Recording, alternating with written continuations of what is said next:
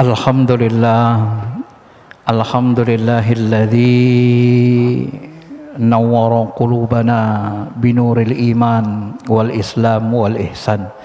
Asyhadu an la ilaha illallah khaliqus sairil anam wa asyhadu anna Muhammadar Rasulullah sayyidil anbiya'i wal mursalin. Allahumma salli ala habibina syafi'ina Muhammadin wa ala alihi wa sahbihi ajmain, amma ba'd. Ayyuhal ikhwanu rahimakumullah, usikum wa iyaya bitaqwallah, faqad fazal muttaqun. Faqala ta'ala fi kitabihil karim, a'udzu billahi minasyaitonir rajim. Bismillahirrahmanirrahim. Wal 'ashr innal insana lafi khusr illa alladzina amanu wa 'amilus shalihat wa tawassaw bil haqq wa tawassaw bis sabr. Shadaqallahul azim. Hadirin jemaah sidang Jumat yang dirahmati Allah, mari sama-sama kita jaga, kita pertahankan keimanan, ketakwaan kita kepada Allah. Mudah-mudahan dengan terus-menerus berjuang mempertahankan keimanan ini, amal-amal soleh kita, nanti Allah undang kita menghadapnya kembali dalam keadaan husnul khatimah. Ya ayyuhal insan innaka kadihun ila rabbika kadaham pamulaqi. Wahai manusia, aku tahu, kata Allah, kalian bersusah payah mentaati Allah. Karena setiap hari kita wajib sholat 5 waktu, wajib menjaganya. Setiap tahun kita wajib puasa Ramadan. Setiap waktu kita dianjurkan senantiasa mengingat Allah. Kadang kita lupa, kadang lalai. Berat sebenarnya menjalankan perintah-perintah Allah, perintah taat ini. Kadihun, susah payah. Aku tahu kalian susah payah mentaatiku. Kata Allah, kadaham pamulaqih, tapi kalian bersabarlah. Nanti kita akan jumpa lagi di alam akhirat. Sebagaimana dahulu kita berjumpa bersama Allah sebelum kita diturunkan ke muka bumi. Ma'asyiral muslimin, jemaah sidang Jumat yang dirahmati Allah. Pada bulan Syawal ini ada beberapa amalan yang kita sangat dianjurkan Nabi untuk melakukannya. Yang pertama tentunya yang paling sering kita dengar dan kita tahu semua adalah puasa 6 hari di bulan Syawal. Man shoma ramadana summa atba'ahu sittam min syawal kana kasiyamid ad-dahr. Siapa yang puasa Ramadan kemudian diikuti dengan puasa 6 hari bulan Syawal, dia seperti puasa selama ad-dahr. Ad-dahr ini artinya adalah sepanjang masa. Tetapi hadis lain menyebut itu sama artinya kana tamamas sanah, persis orang yang puasa sempurna 1 tahun. Sehingga nanti ulama memahami ad-dahr di sini adalah puasa setahun lamanya. Jadi hanya dengan menambah puasa 6 hari bulan Syawal, pahala kita seperti puasa selama setahun penuh. Ini luar biasa.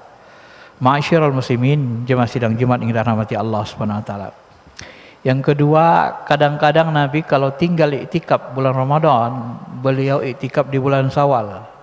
Fatarakal i'tikaf dzalika syahr summa i'takafa asyara minasy syawal. Maka kalau kita tinggal iktikafnya di bulan Ramadan, maka Nabi mengganti iktikaf di bulan Syawal. Kenapa diganti Nabi? Ini pertanda iktikaf ini bahagian dari penting, ya, dalam ajaran Islam, perintah-perintah Allah. Karena iktikaf ini sebenarnya ma'asyiral muslimin, ini mirip dengan amalan pengganti tahannus di Gua Hira. Kalau tahannus di Gua Hira, hati Nabi itu melatih diri, melatih hatinya hanya tertuju ke Allah. Karena Nabi melihat masyarakat Arab ini rusak, ya, rusak akhlaknya, rusak moralnya. Jadi beliau ingin berjumpa, lapor ke Allah Subhanahu wa taala. Bagaimana cara memperbaiki masyarakat Arab? sampai berbulan-bulan. Ada yang menyebut 3,5 tahun iktikaf di Gua Hira. Ada yang menyebut lagi 3 kali 40 hari. Nah, iktikaf beliau di Gua Hira. Nah, setelah datang syariat Islam, iktikaf ini diganti, amalan semedi di Gua Hira ini diganti dengan iktikaf di masjid. Diam diri, mengosongkan hati hanya selain Allah. Fungsi iktikaf ini sangat banyak. Salah satunya melatih hati kita supaya khusyuk ibadah. Sebab hati kita ini kalau nggak dilatih, nah, kalau bahasa orang sekarang, ada olahraga. Olahraga itu menyehatkan raga. Ya, gerakan-gerakan olahraga itu tergantung nanti untuk apa dia diperbuat. Kalau olahraga jantung beda, olahraga orang hamil beda, olahraga orang yang sakit, ya, sakit fisiknya yang lain itu bisa beda, ya, beda-beda gerakannya. Tapi yang jelas olahraga itu menyehatkan raga. Nah, iktikaf ini namanya olah rasa bertuhan.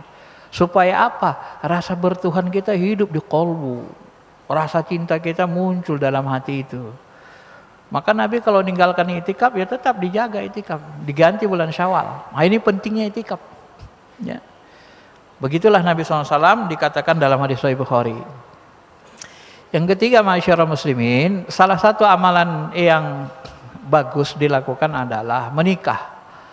Ini dilihat dari kata-kata Aisyah, beliau dinikahi Rasul bulan Syawal dan juga satu rumah bersama Rasul dimulai bulan Syawal. Dan beliau menganggap dengan menikahnya di bulan Syawal dan bersama satu rumah di bulan Syawal, beliau menganggap bahwa dialah yang paling beruntung dari istri-istri Nabi yang lainnya. Aku merasa sangat beruntung karena beliau makanya sangat suka menikahkan umat Islam di bulan Syawal. Yang berikutnya adalah silaturahmi halal bihalal. Nah, ini saya sampaikan sedikit saja. Di antara kita kadang-kadang masih ceroboh.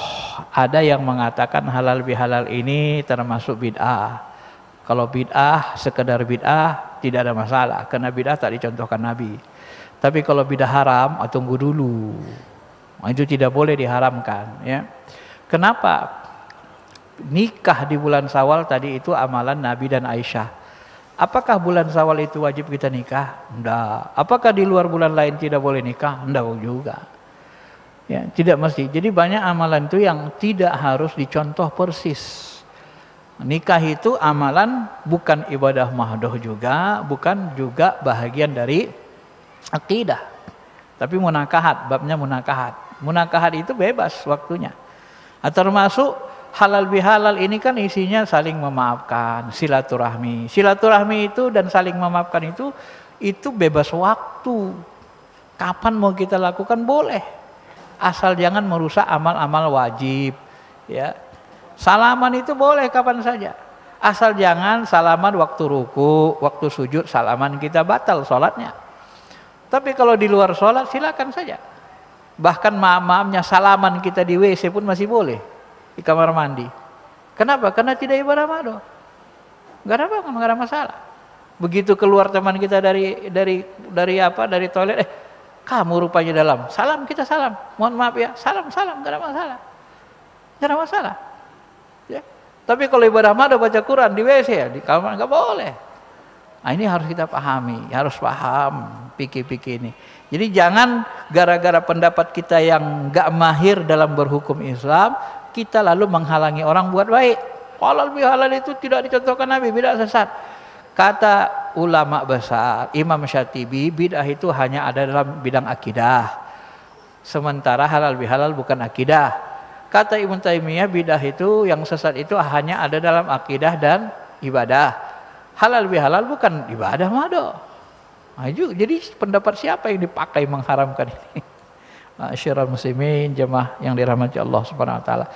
Halal bihalal itu tradisi kita untuk silaturahmi, isinya silaturahmi dan bermaaf-maafan.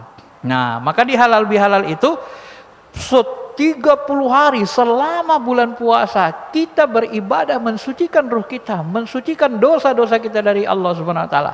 Kita pernah meninggalkan sholat, kita pernah melama-lamakan sholat, ya, ada utang kita lagi yang puasa-puasa kita yang belum kita selesaikan. Ada dosa-dosa kita kepada Allah lagi yang kita sendiri yang tahu. Kita mohon ke Allah ampun. Dengan puasa Ramadan, man shoma ramadana imana wa ihtisaba ghufira lahu ma taqaddama min dzambi. Dihapuskan dosa kita semua. Tapi tidak termasuk dosa besar, tidak termasuk dosa kepada manusia. Ya. Jadi dosa manusia bagaimana cara menghapuskannya? Ya halal bihalal, saling bermaafan, silaturahmi, mohon maaf, saling bersalaman. Maka isi halal bihalal ini ya silaturahmi dan saling bermaafan, salam-salaman. Sehingga Nabi mengatakan, ma min muslimaini yaltaqiyani fatasafahani illa ghufira lahuma qabla ayyatafarraqa.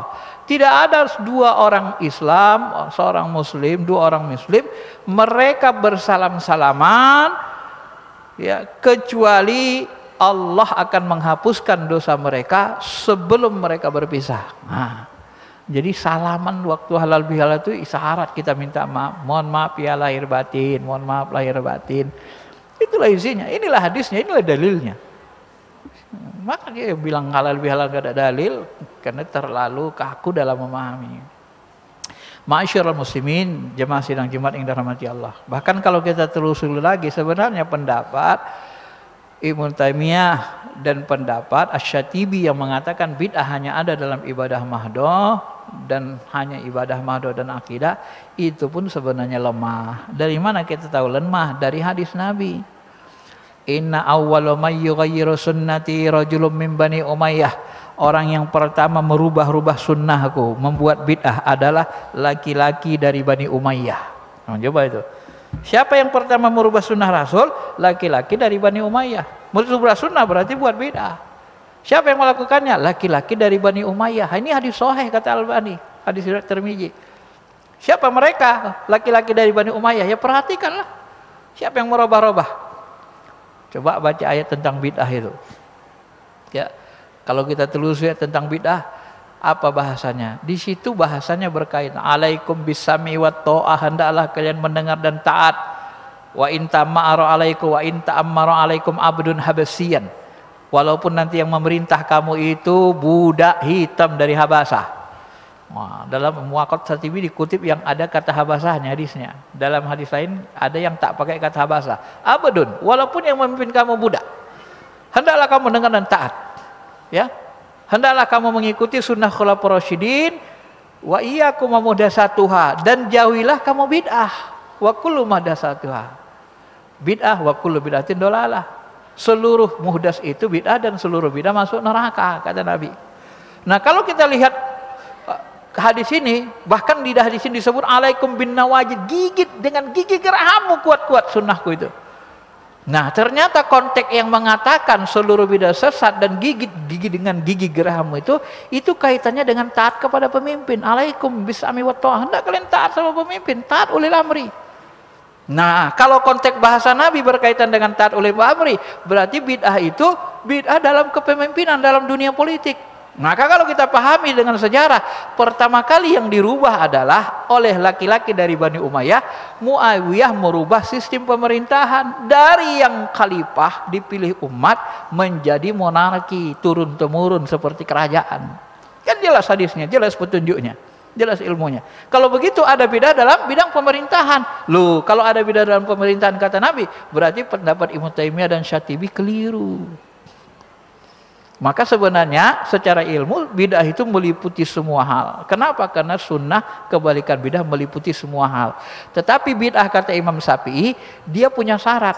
Syaratnya apa disebut bidah sesat? Bertentangan dengan syariah, bertentangan dengan Al-Quran, sunnah, dan ijma'. Kalau dia bid'ahnya tidak bertentangan dengan Quran, sunnah, dan ijma', tidak bertentangan, nah itu bukan bidah sesat. Itu yang disebut bidah hasanah. Yang baru dia belum pernah ada tapi tidak bertentangan, maka dia tidak bisa disebut sesat. Membukukan Quran, menambah-nambah titik baris Quran, itu firman Allah itu kan, ditambah-tambah titik barisnya, dikasih titik, dikasih baris. Ibnu Abbas dulu sempat marah, jangan kalian tambah-tambah itu Quran itu, jangan tambah-tambah titiknya, rusak nanti. Marah sekali Ibnu Abbas, masa Nabi, masa sahabat. Giliran masa tabi'in ditambah sama Abul Aswad Du'ali, nggak peduli dia. Aku nambah bukan untuk merusak, menambah supaya mudah untuk paham, biar jangan salah membacanya, jangan salah memahami artinya. Ditambah sama dia kan, itu firman Tuhan lagi ditambah-tambah sama ulama kan. Nah ini harus kita memahami dengan baik. Jadi jangan gampang sekali kita menyesatkan amalan-amalan yang sesungguhnya ulama itu pun sebenarnya berijtihad. Halal bihalal, saling bermaafan. Kenapa dibuat ulama gini? Karena ulama tahu dosa kita kepada sesama manusia tidak bisa terhapus kecuali kita minta maaf. Maaf ya, kemarin aku menyakiti hatimu. Maaf ya, kemarin aku masih ada hutangmu. Berapa lagi? Yang kemarin itu ada 10 juta lagi. Oh itu nggak bisa maaf, itu harus dibayar juga. Beda hutang sama kesalahan biasa.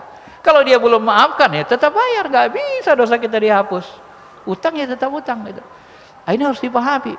Makanya orang mati syahid kalau masih ada hutangnya masih tergantung ruhnya, nggak sampai ke Allah kan.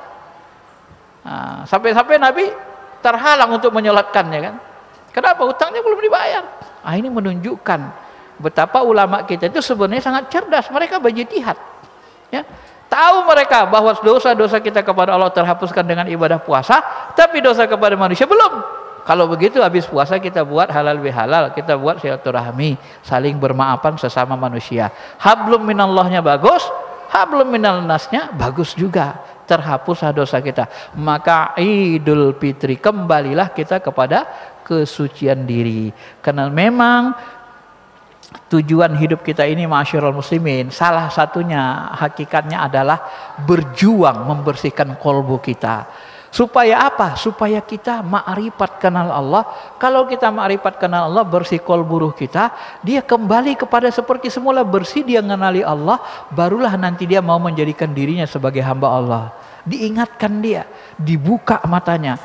Qul hadhihi sabili adu ilallah. Inilah jalanku, kata Muhammad. Apa jalan Nabi Muhammad? Adu ilallah, mengajak ruh-ruh yang turun ke bumi ini supaya mau kembali kepada Allah. Karena ruh-ruh yang diturunkan ke bumi ini, lanstu birambikum qalu bala syahidna. Para ruh, apakah kalian bersaksi aku Tuhan kalian? Benar ya Allah.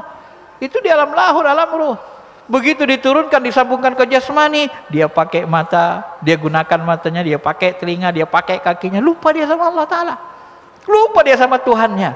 Makanya kalau ibadah kita kadang-kadang kita menangis, ruh kita itu nangis. Dia kenapa? Dia teringat dengan masa lalu, kerinduannya bersama Allah. Dia rindu, ruh itu punya rasa rindu kepada Allah. Ya, maka sangkar jasad kita ini sangkar dia, membuat dia tersiksa sebenarnya, dikendalikan hawa nafsu. Maka supaya dia tidak dikendalikan hawa nafsu, ala basirah, dibuka mata ruhnya, disadarkan lagi dia, buka matanya, jangan dia mata ruh kita, mata hati kita gelap, buta. Ya, mata hati gelap buta itu mata orang kafir, mata orang beriman basirah, melek mata ruhnya. Bagaimana supaya melek mata ruhnya? Ana wa manitabani, ikutilah aku. Bagaimana? Amalkan yang wajib, amalkan yang sunnah-sunnah, yang nawafil, bersihkan kolbu kita sehingga nanti bersih, kebukalah mata ruh itu, kebuka mata ruh, kenallah dia kepada Allah, muncullah rasa cinta, muncullah lagi rasa rindunya kepada Allah Subhanahu wa taala. Barulah dia nanti mau kembali dalam keadaan ikhlas, suci, bersih. Barulah kita diterima sebagai hamba Allah, ditempatkan di Illiyin, tempat yang tinggi. Kalau tidak, maka kita akan dihinakan karena kita tidak diakui sebagai hamba Allah. Baru turun ke bumi 60-70 tahun, sudah mau diperbudak harta, diperbudak jabatan, sudah mau dijadikan budak dari segala budak selain Allah. Na'udzubillah. Maka Allah tidak mau terima kita. Tapi kalau kita mau tetap menjadi hamba Allah, budaknya Allah, barulah Allah mau terima kita, barulah Allah bersihkan kita. Mudah-mudahan bisa dipahami dan mudah-mudahan Allah membantu kita untuk mengamalkan amalan sunnah di bulan Syawal ini. Hal-hal yang baik, termasuk terserah kita mau banyakin sedekah juga boleh, karena amalan sedekah ini juga tidak termasuk bagian amalan yang waktunya tertentu kecuali zakat fitrah. Barakallahu li wal bil Qur'anil Karim wa nafa'ani wa iyyakum bima fihi minal ayati wa dzikril hakim wa taqabbal minni wa minkum tilawatahu innahu ghafurur rahim.